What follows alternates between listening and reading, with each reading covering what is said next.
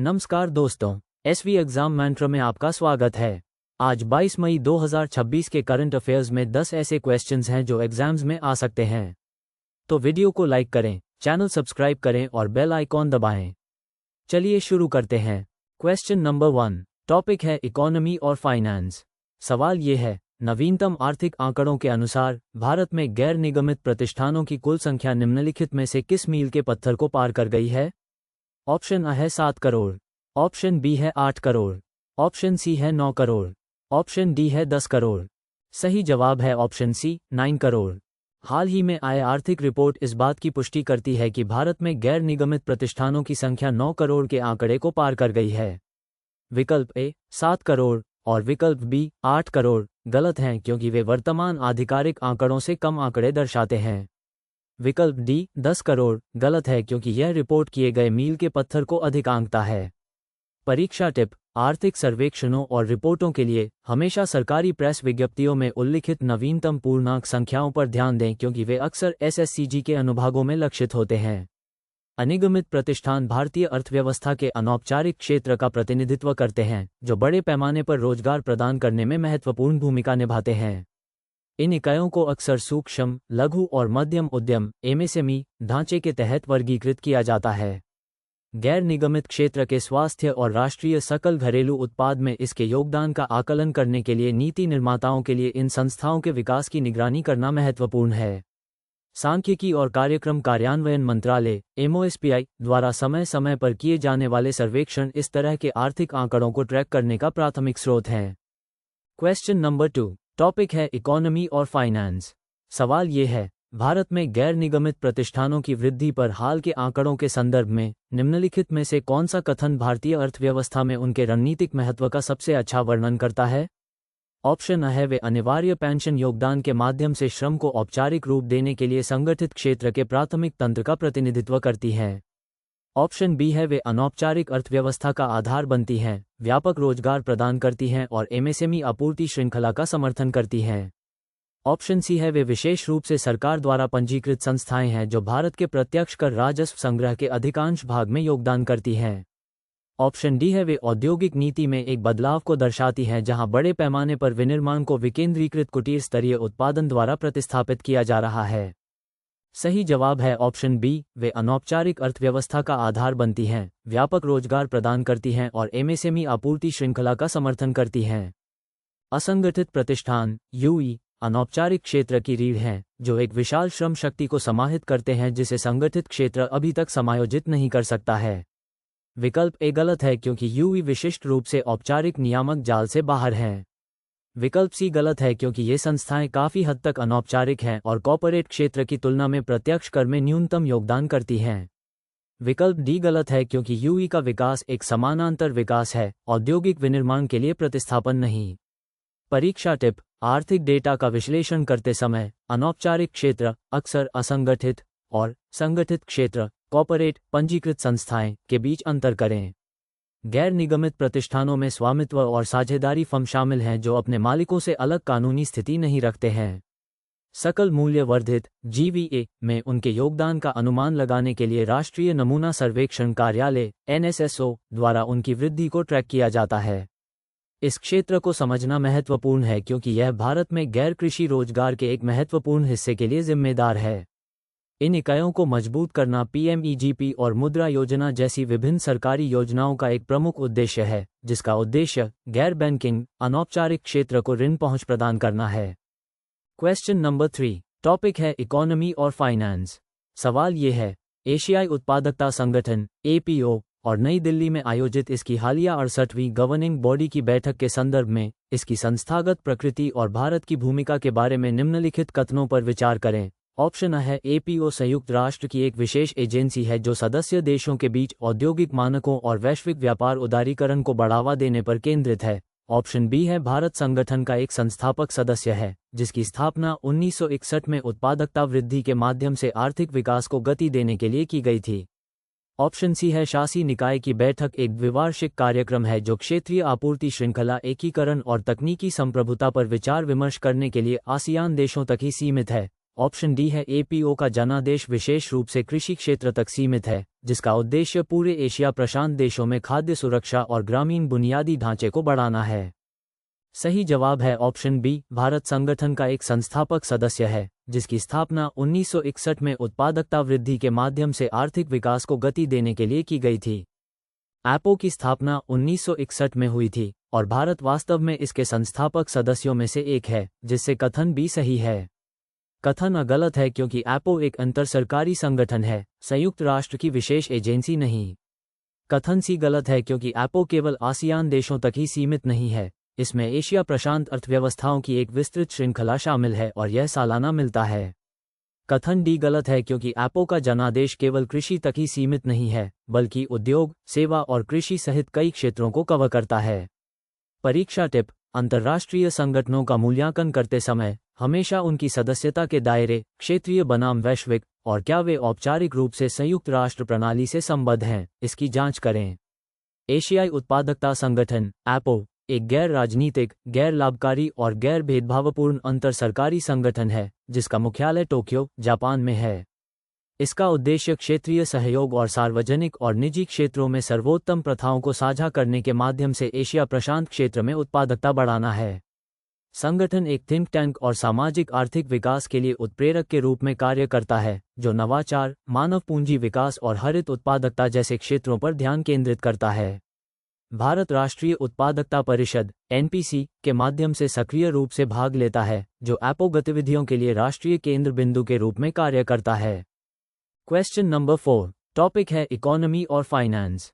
सवाल ये है, भूमि संसाधन विभाग और एशियाई विकास बैंक (एडीबी) के बीच हाल ही में हुई सहभागिता के संदर्भ में भारत के विकासात्मक परिदृश्य के लिए इस तरह के सहयोग के निहितार्थों पर विचार करें। ऑप्शन है, यह अंतर्राष्ट्रीय वित्तीय संस्थानों की सीधी निगरानी में सरकार के स्वामित्व वाली सभी बंजर भूमि के निजीकरण की ओर बदलाव का प्रतीक है। ऑप्शन बी है, इसका उद्देश्य आधुनिक शासन ढांचे को टिकाऊ प्राकृतिक संसाधन प्रबंधन के साथ एकीकृत करने के लिए तकनीकी विशेषज्ञता और वित्तीय सहायता का लाभ उठाना है। ऑप्शन सी है, यह मौजूदा उचित मुआवजा और भूमि अधिग्रहण में पारदर्शिता अधिनियम के अधिकार को रद्द करते हुए एडीबी द्वारा निर्धारित भूमि अधिग्रहण कानूनों को अपनाने का आदेश देता है। ऑप्शन डी है, ये भूमि क्षरण और मृदा अपरदन के आर्थिक प्रभाव को कम करने के लिए ग्रामीण भूमि मालिकों को सीधे नकद हस्तांतरण प्रदान करने पर विशेष रूप से ध्यान केंद्रित करता है।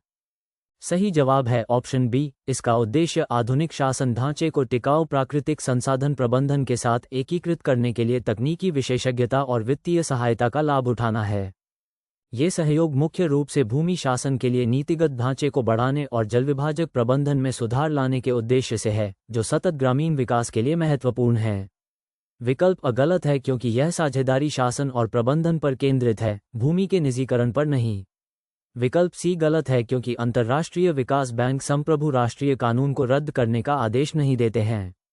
विकल्प डी गलत है क्योंकि इसका दायरा तकनीकी और नीति उन्मुख है, न कि प्रत्यक्ष नकद हस्तांतरण योजना। परीक्षा टिप: शासन में अंतर्राष्ट्रीय सहयोग का मूल्यांकन करते समय संप्रभुता हस्तांतरण आदेशों के बजाय तकनीकी सहायता और क्षमता निर्माण पर ध्यान केंद्रित करें। एशियाई विकास बैंक (एडीबी), जिसका मुख्यालय मनीला में है, की स्थापना 1966 में एशिया प्रशांत क्षेत्र में आर्थिक विकास और सहयोग को बढ़ावा देने के लिए की गई थी। भारत एडीबी का एक संस्थापक सदस्य है और बुनियादी ढांचे और सामाजिक क्षेत्र की परियोजनाओं के लिए इसके सबसे बड़े उधारकर्ताओं में से एक है। भूमि संसाधन विभाग ग्रामीण विकास मंत्रालय के तहत कार्य करता है और इसे भूमि सुधारों, भूमि अभिलेखों के आधुनिकीकरण और प्रधानमंत्री कृषि सिंचाई योजना (पीएमकेएसवाई) जैसे जलविभाजक विकास कार्यक्रमों के प्रबंधन का काम सौंपा गया है। क्वेश्चन नंबर 5, टॉपिक है इकोनॉमी और फाइनेंस। सवाल ये है, हाल के आर्थिक आंकड़ों के अनुसार भारत में गैर निगमित प्रतिष्ठानों की संख्या ने निम्नलिखित में से किस मील के पत्थर को पार कर लिया है, जो अनौपचारिक क्षेत्र और राष्ट्रीय आर्थिक विकास में उनकी महत्वपूर्ण भूमिका को रेखांकित करता है? ऑप्शन A है 5 करोड़ प्रतिष्ठान, ऑप्शन B है 7 करोड़ प्रतिष्ठान, ऑप्शन C है 9 करोड़ प्रतिष्ठान, ऑप्शन D है 11 करोड़ प्रतिष्ठान। सही जवाब है ऑप्शन C, 9 करोड़ प्रतिष्ठान। हाल के आर्थिक आंकड़े इस बात की पुष्टि करते हैं कि भारत में गैर निगमित प्रतिष्ठानों की संख्या 9 करोड़ के आंकड़े को पार कर गई है।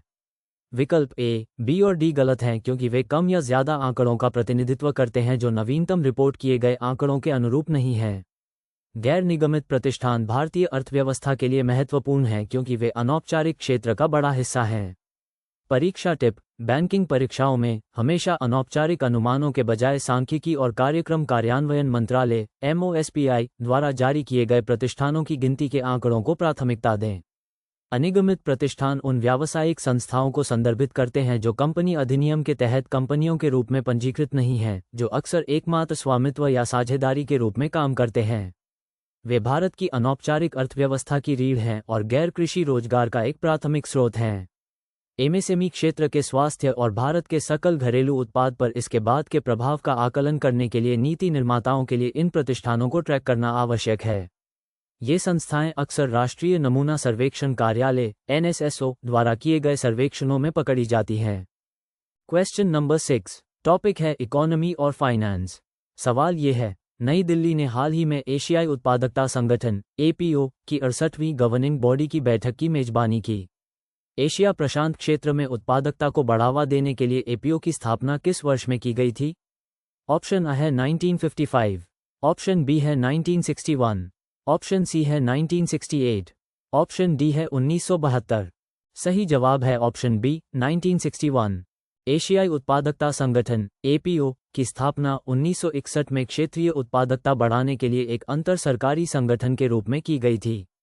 विकल्प A 1955 गलत है क्योंकि यह संगठन की स्थापना से पहले का है। विकल्प C 1968 और विकल्प D 1972 गलत हैं क्योंकि वे APO की ऐतिहासिक स्थापना तिथि के साथ संरेखित नहीं हैं। परीक्षा टिप: अंतर्राष्ट्रीय संगठनों के लिए स्थापना वर्ष और मुख्यालय स्थान पर ध्यान दें क्योंकि ये अक्सर स्थिर बैंकिंग जागरूकता अनुभागों में पूछे जाते हैं। एशियाई उत्पादकता संगठन एशियन प्रोडक्टिविटी ऑर्गेनाइजेशन (APO) एक क्षेत्रीय अंतर सरकारी संगठन है जिसका मुख्यालय टोक्यो, जापान में है। इसका मुख्य उद्देश्य उत्पादकता वृद्धि के माध्यम से एशिया प्रशांत क्षेत्र के सतत सामाजिक आर्थिक विकास में योगदान करना है। भारत APO का संस्थापक सदस्य है जो 1961 में शामिल हुआ था। संगठन में वर्तमान में 21 सदस्य अर्थव्यवस्थाएं शामिल हैं जो डिजिटल परिवर्तन, हरित उत्पादकता और नवाचार जैसे क्षेत्रों पर ध्यान केंद्रित करती हैं। क्वेश्चन नंबर 7, टॉपिक है इकोनॉमी और फाइनेंस। सवाल ये है, भूमि संसाधन विभाग भारत में भूमि शासन ढांचे और जलविभाजक प्रबंधन प्रथाओं को बढ़ाने के लिए किस अंतर्राष्ट्रीय वित्तीय संस्थान के साथ एक रणनीतिक सहयोग की खोज कर रहा है? ऑप्शन A है विश्व बैंक, ऑप्शन B है एशियाई विकास बैंक, ऑप्शन C है अंतर्राष्ट्रीय मुद्रा कोष, ऑप्शन D है एशियाई अवसंरचना निवेश बैंक। सही जवाब है ऑप्शन B, एशियाई विकास बैंक। खबर स्पष्ट रूप से बताती है कि भूमि संसाधन विभाग भूमि शासन और जलविभाजक प्रबंधन के लिए एशियाई विकास बैंक (ADB) के साथ जुड़ा हुआ है। विश्व बैंक अक्सर विकास परियोजनाओं में शामिल होता है, लेकिन यह इस विशिष्ट साझेदारी में उल्लिखित इकाई नहीं है। IMF भूमि प्रबंधन बुनियादी ढांचे के बजाय वैश्विक मौद्रिक सहयोग पर ध्यान केंद्रित करता है। एशियाई अवसंरचना निवेश बैंक (AIIB) एक अलग बहुपक्षीय बैंक है जो इसे इस विशिष्ट सहयोग के लिए एक गलत विकल्प बनाता है। परीक्षा टिप: विभिन्न बहुपक्षीय विकास बैंकों (MDB) की भूमिकाओं के बीच हमेशा अंतर करें क्योंकि प्रश्न अक्सर आपके विवरण पर ध्यान देने के लिए उन्हें बदलते हैं। एशियाई विकास बैंक (ADB) एक क्षेत्रीय विकास बैंक है जिसका मुख्यालय मनीला, फिलीपींस में है, जिसकी स्थापना 1966 में एशिया में आर्थिक विकास और सहयोग को बढ़ावा देने के लिए की गई थी। भारत ADB के संस्थापक सदस्यों में से एक है और बुनियादी ढांचे और सामाजिक क्षेत्र की परियोजनाओं के लिए इसके सबसे बड़े उधारकर्ताओं में से एक है। बैंक अपने सदस्यों को ऋण, तकनीकी सहायता और अनुदान प्रदान करने में महत्वपूर्ण भूमिका निभाता है। इसका प्राथमिक लक्ष्य एक समृद्ध, समावेशी, लचीला और टिकाऊ एशिया और प्रशांत क्षेत्र प्राप्त करना है। क्वेश्चन नंबर 8, टॉपिक है इंटरनेशनल रिलेशंस और अफेयर्स। सवाल ये है, हाल ही में किस भारतीय महिला नेता ने व्यापार और प्रौद्योगिकी में द्विपक्षीय संबंधों को मजबूत करने के लिए नीदरलैंड की आधिकारिक यात्रा की? ऑप्शन A है भारत की राष्ट्रपति, ऑप्शन B है भारत की प्रधानमंत्री, ऑप्शन C है विदेश मंत्री, ऑप्शन D है वाणिज्य और उद्योग मंत्री। सही जवाब है ऑप्शन B, भारत की प्रधानमंत्री। समाचार शीर्षक स्पष्ट रूप से बताता है कि भारत की प्रधानमंत्री ने नीदरलैंड की आधिकारिक यात्रा की। विकल्प A गलत है क्योंकि राष्ट्रपति राज्य का प्रतिनिधित्व करते हैं लेकिन आमतौर पर इस तरह के द्विपक्षीय व्यापार मिशन का नेतृत्व नहीं करते हैं। विकल्प सी गलत है क्योंकि विदेश मंत्री राजनयिक संबंधों का प्रबंधन करते हैं, लेकिन यात्रा विशेष रूप से प्रधानमंत्री को दी गई थी। विकल्प डी गलत है क्योंकि वाणिज्य मंत्री व्यापार नीति पर ध्यान केंद्रित करते हैं, लेकिन इस संदर्भ में उल्लिखित प्राथमिक अधिकारी नहीं थे। परीक्षा टिप: हमेशा शीर्षक में उल्लिखित विशिष्ट पदनाम की पहचान करें, क्योंकि एसएससी अक्सर यह परीक्षण करने के लिए प्रश्न तैयार करता है कि क्या आप विभिन्न उच्च स्तरीय संवैधानिक पदों के बीच अंतर कर सकते हैं। नीदरलैंड भारत के लिए एक महत्वपूर्ण यूरोपीय भागीदार है, जो जल प्रबंधन, हाइड्रोलिक इंजीनियरिंग और टिकाऊ कृषि प्रौद्योगिकी में अपनी विश्वस्तरीय विशेषज्ञता के लिए जाना जाता है। दोनों देशों के बीच राजनयिक संबंध मेक इन इंडिया पहल में गहराई से निहित हैं, जो औद्योगिक विकास के लिए डच नवाचार का लाभ उठाने का प्रयास करता है। दोनों देश जलवायु परिवर्तन पहलों और परिपथ अर्थव्यवस्था परियोजनाओं पर अक्सर सहयोग करते हैं, जो वैश्विक स्थिरता लक्ष्यों के प्रति उनकी साझा प्रतिबद्धता को दर्शाता है। क्वेश्चन नंबर 9, टॉपिक है इंटरनेशनल रिलेशंस और अफेयर्स। सवाल ये है, भारत की ब्रिक्स अध्यक्षता के तहत ब्रिक्स युवा उद्यमिता कार्य समूह की बैठक किस भारतीय शहर में आयोजित की गई थी? ऑप्शन A है जयपुर, ऑप्शन B है इंदौर, ऑप्शन C है लखनऊ, ऑप्शन D है नागपुर। सही जवाब है ऑप्शन बी, इंदौर। युवा उद्यमियों के बीच नवाचार और नेटवर्किंग को बढ़ावा देने के लिए ब्रिक्स युवा उद्यमिता कार्य समूह की बैठक आधिकारिक तौर पर इंदौर, मध्य प्रदेश में आयोजित की गई थी। जयपुर, लखनऊ और नागपुर सभी प्रमुख भारतीय शहर हैं जो अक्सर विभिन्न शिखर सम्मेलनों से जुड़े होते हैं, लेकिन वे इस विशिष्ट ब्रिक्स कार्यक्रम के लिए स्थल नहीं थे। सही उत्तर के रूप में इंदौर को चुनना सीधे तौर पर प्रदान की गई समाचार रिपोर्ट के साथ संरेखित है। परीक्षा टिप: भारत में आयोजित अंतर्राष्ट्रीय शिखर सम्मेलनों के लिए हमेशा विशिष्ट शहर पर ध्यान दें, क्योंकि एसएससी अक्सर इस तरह की हाई प्रोफाइल बैठकों के स्थल स्थान का परीक्षण करता है। ब्रिक्स एक प्रभावशाली अंतरसरकारी संगठन है जिसमें ब्राजील, रूस, भारत, चीन और दक्षिण अफ्रीका शामिल हैं, जो प्रमुख उभरती अर्थव्यवस्थाओं का प्रतिनिधित्व करते हैं। इस समूह का उद्देश्य राजनीतिक, सुरक्षा, आर्थिक और वित्तीय क्षेत्रों में सहयोग को बढ़ावा देना है। ब्रिक्स के भीतर भारत का नेतृत्व अक्सर डिजिटल बुनियादी ढांचे, सतत विकास और युवा नेतृत्व वाले आर्थिक नवाचार को बढ़ाने पर केंद्रित होता है। हाल ही में ग्लोबल साउथ की आवाज को मजबूत करने के लिए इस गुट में कई नए सदस्य राष्ट्रों को शामिल किया गया है। क्वेश्चन नंबर 10, टॉपिक है इंटरनेशनल रिलेशंस और अफेयर्स। सवाल ये है, भारत और नीदरलैंड के बीच रणनीतिक साझेदारी के संदर्भ में निम्नलिखित में से कौन सा कथन उनके द्विपक्षीय सहयोग की बहुआयामी प्रकृति को सबसे अच्छी तरह से दर्शाता है?